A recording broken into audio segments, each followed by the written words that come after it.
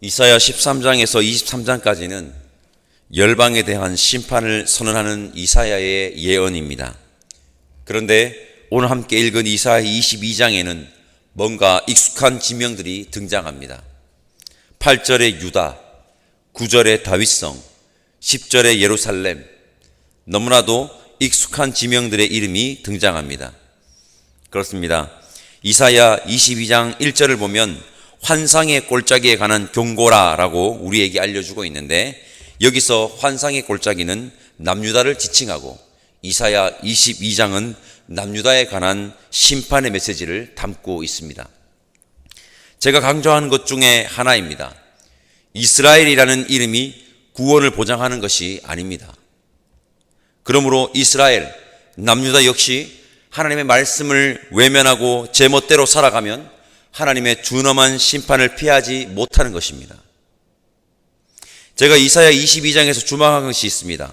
그것은 남유다의 심판에 관한 경고가 열방에 대한 심판이 선언되는 가운데 같이 있다는 것입니다. 이것은 너무나도 안타까운 모습이 아닐 수 없습니다.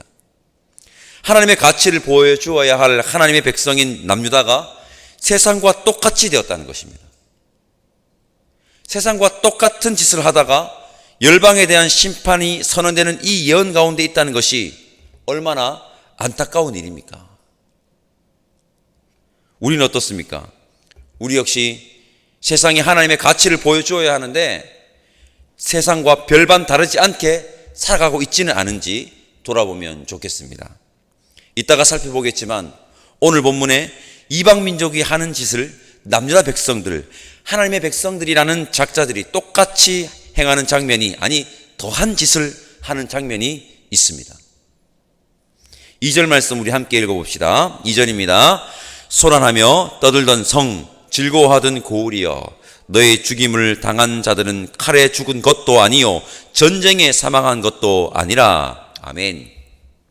이사야는 남유다 백성들을 향해서 이렇게 말합니다. 너희들이 죽임을 당한 것은 칼도 아니고 전쟁에 의한 것도 아니라고 지금 말하고 있는 겁니다.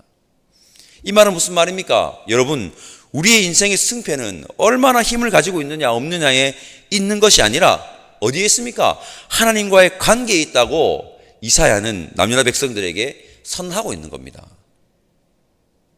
힘이 약해서 힘이 강한 나라에 의해서 짓밟히는 것 같이 보이지만 남유다가 죽임을 당하는 이유는 그것이 아니라 하나님과 올바른 관계를 맺지 못하고 죄를 범했기 때문이라는 말입니다. 그러니 남유다 백성들은 어떻게 해야 할까요? 힘을 막 길러야 할까요? 힘 있는 사람들을 향해서 막 찾아가야 할까요? 무엇을 해야 할까요? 제일 급선무가 무엇입니까?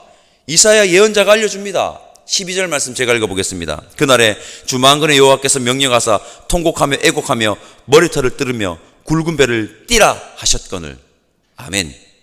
하나님 앞에 나와서 자복하고 회개하라는 겁니다. 그래야 살 수 있습니다. 그런데 하나님의 백성들이라는 작자들이 어떻게 했는지 아십니까? 22장 8절에서 10절까지 말씀 세 번역으로 제가 한번 읽어보겠습니다.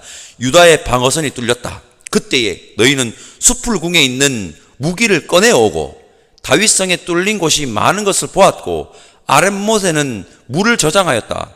예루살렘에 있는 집에 수를 세워보고는 더러는 허물어다가 뚫린 벽에 성벽을 막았다. 답답합니다.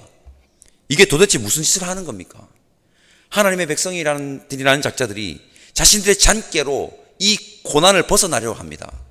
한번 해보려고 합니다. 그런다고 벗어날 수 있습니까? 혹시 이 모습이 우리의 모습은 아닙니까? 제일 급선무는 뭡니까? 하나님 앞에 자복하고 회개하는 겁니다. 그거 없이 지금 뭐 하고 있는 겁니까? 오늘 이 새벽 우리의 모습을, 자기 자신의 모습을 돌아보시기를 바라고, 자신들의 죄악으로 인해 고난이 닥치면 어떻게 해야 합니까? 고난을 영적 유익으로 역전시키려면 어떻게 해야 합니까? 그대로 하나님께 나아가 납작 엎드려서 잘못했다고 회개해야 하는 겁니다. 그 순간 그 고난은 영적 유익으로 바뀌는 겁니다.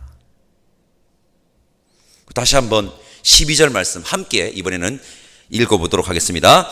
그날에 주 만군의 여호와께서 명령하사 통곡하며 애곡하며 머리털을 뜯으며 굵은 배를 띠라 하셨거늘. 아멘. 회개할 줄 아는 영성을 가진 성숙한 신앙인이 저와 여러분들이기를 간절히 소망합니다.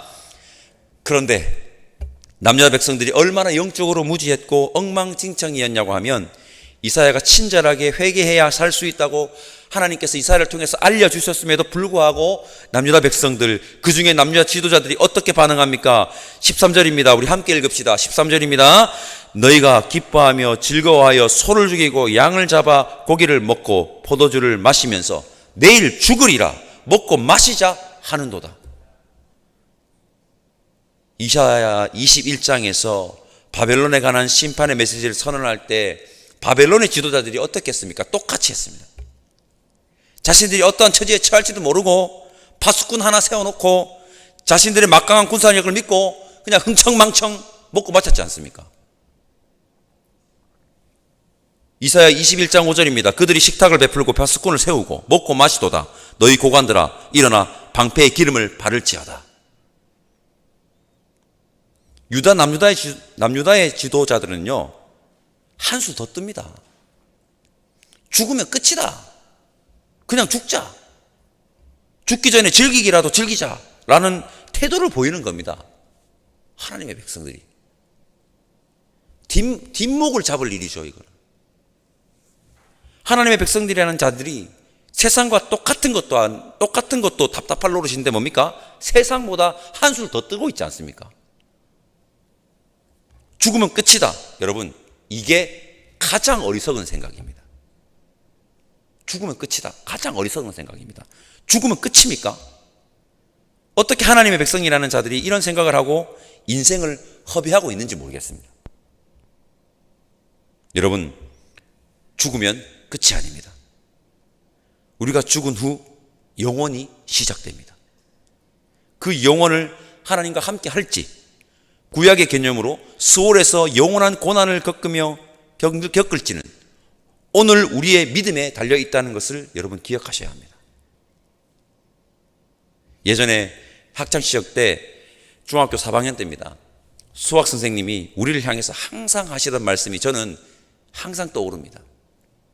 수업 시간에 공부하지 않고 탱작탱작 놀거나 잠만 자는 학생들에게 이솝우와 개미와 배짱이 이야기를 빗대어서 훈계를 해주셨는데, 그 선생님 말에 그대로 옮기며 야 이 자스들아, 여름은 짧고 겨울은 길다. 그것도 모르고 여전히 배짱배짱 거리는 놈들이 있어. 내가 이렇게 이야기하는데도 아직까지 배짱배짱, 여기서 배짱배짱, 저기서 배짱배짱, 여기서 자고 저기서 자겠죠. 이 세상의 삶은 여름입니다.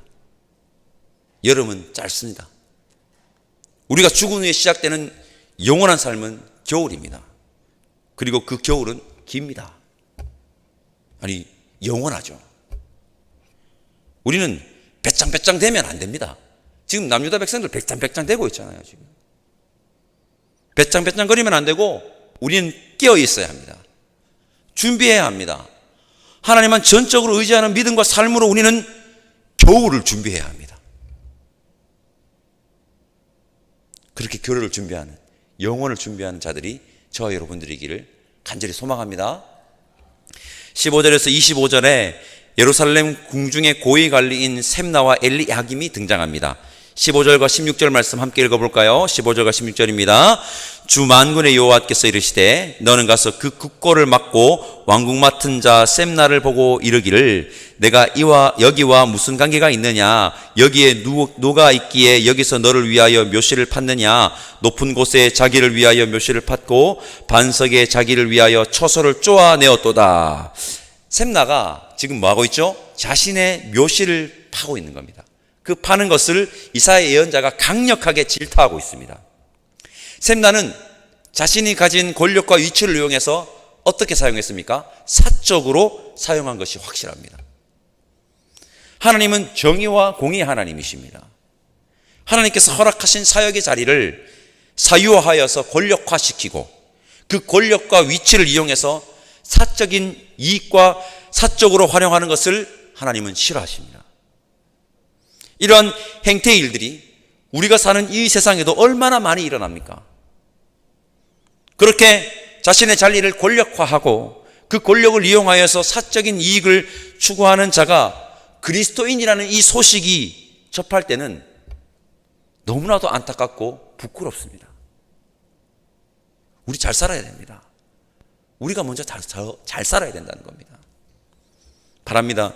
여기 모인 우리 모두는 하나님이 정의와 공의의 하나님이심을 알아서 이 세상에서 하나님의 정의와 공의를 실천하는 자들 다 되시기를 간절히 소망합니다. 하나님은 자신의 사리사욕의 눈먼 셈나 대신 엘리야김을 궁중 고위관리직으로 맡깁니다. 엘리야김은 처음에는 주어진 사역을 사명감 가지고 감당하였던 것 같습니다. 그런데 엘리야김 역시 고위관리직이라는 높은 자리에 오르면 필연 만나게 되는 유혹을 끝내는 이기지 못하고 첫 마음을 잃어버린 것 같습니다. 끝이 좋지 않다는 것을 25절을 보면 우리가 알 수 있습니다. 성도 여러분, 뭐가 중요하죠? 항상 우리에게는 끝이 중요합니다. 끝이 중요합니다. 우리 모두는 주님이 주신 사역을 끝까지 잘 감당하는 자들 됩시다. 끝까지. 하나님이 허락하신 사역의 자리를 권력화하여 사적 이익을 추구하는 불의한 자가 아닌 끝까지 하나님 보시기에 합당한 정의롭고 공의롭게 주신 사역을 잘 감당하는 자들이 오늘 여기 함께 모여 예배드리는 저희들이기를 간절히 소망합니다. 성도 여러분, 하나님의 백성들이 세상 사람들과 똑같이 행동합니다. 아니, 충격적이게도 한술 더 뜹니다.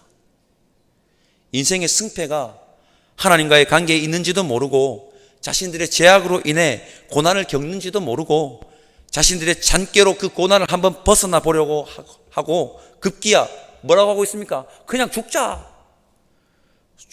죽기 전에 그냥 즐기자 라고 합니다. 죽음이 끝이 아닙니다. 죽음 이후에 영원이 시작됩니다. 그들이 고난을 벗어나기 위해, 그들이 죽음 후에 영원한 삶을 하나님과 동행하기 위해 제일 먼저 급선무 취해야 하는 행동은 바로 하나님께 나아가는 것이며 자복하는 것이며 회개하는 것입니다.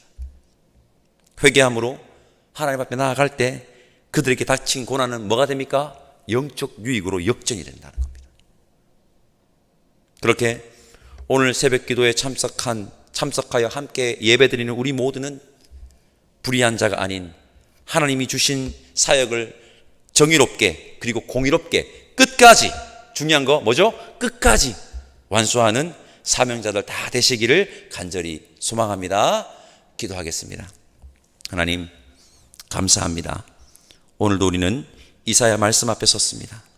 하나님의 백성들이 세상과 똑같이, 아니 세상보다 더한 짓을 하다가 열방에 대한 심판의 메시지가 선언되는 것을, 고소에 들어와 있는 것을 안타까운 모습을 보았습니다. 우리의 모습은 아닙니까? 세상에 하나님 나라의 가치를 보여줘야 하는 자들이 우리인데 우리가 세상과 똑같은 가치를 추구하고, 아니 한술 더 뜨고 있는 것은 아닌지 우리를 돌아보게 하시고, 여기에 모인 우리 모두는 인생의 승패가 하나님과의 관계에 있다는 것을 알아 하나님께 나아가 자복하고 회개함으로 하나님 앞에 충성되고 정의롭고 공의로운 사명자들 다 되게 성령 하나님 인도하여 주옵소서. 감사드리며 예수님의 이름으로 기도드립니다. 아멘. 하늘에 계신 우리 아버지, 아버지의 이름을 거룩하게 하시며 아버지의 나라가 오게 하시며 아버지의 뜻이 하늘에서와 같이 땅에서도 이루어지게 하소서. 오늘 우리에게 일용할 양식을 주시고 우리가 우리에게 잘못한 사람을 용서하여 준 것 같이 우리 죄를 용서하여 주시고 우리를 시험에 빠지지 않게 하시고 악에서 구하소서. 나라와 권능과 영광이 영원히 아버지의 것입니다. 아멘.